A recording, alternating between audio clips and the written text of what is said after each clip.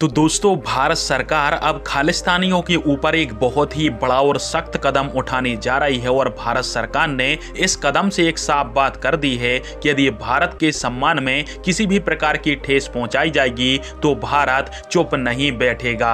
दरअसल आप सभी को पता है कि पिछले 1-2 हफ्तों से खालिस्तान के जो समर्थक हैं उन्होंने काफी ज्यादा उपद्रव मचा के रखा हुआ है और खालिस्तानी भारत की जहां जहां पर भी विदेशों में एम्बेसी है उनके ऊपर ना सिर्फ हमला करते हैं बल्कि भारत की छवि को भी नुकसान पहुंचाने का काम खालिस्तानी कर रहे हैं। और दोस्तों, यदि मोटा मोटी आप देखोगे तो मेन 4 ही देशों के अंदर खालिस्तानियों ने एंटी इंडिया एक्टिविटीज को चलाया है और इन 4 देशों के अंदर अमेरिका, ब्रिटेन, ऑस्ट्रेलिया और कनाडा शामिल है। और दोस्तों, अब भारत सरकार खालिस्तानियों को लेकर बहुत ही बड़ा और सख्त रुख अपनाने जा रही है और भारत सरकार ने साफ कह दिया है कि भारत के सम्मान या फिर भारत की आन को यदि विदेशों में किसी भी प्रकार से ठेस पहुंचाई गई तो भारत चुप नहीं बैठेगा। और भारत सरकार ने इन 4 ही देशों को एक लिस्ट सौंप दी है जिनमें उन खालिस्तानियों के नाम सम्मिलित हैं जो कि भारत के तो नागरिक हैं परंतु भारत के बाहर जाकर भारत के खिलाफ ही विरोध प्रदर्शन कर रहे हैं। और अब इन खालिस्तानियों की पहचान जल्दी से जल्दी कर ली जाएगी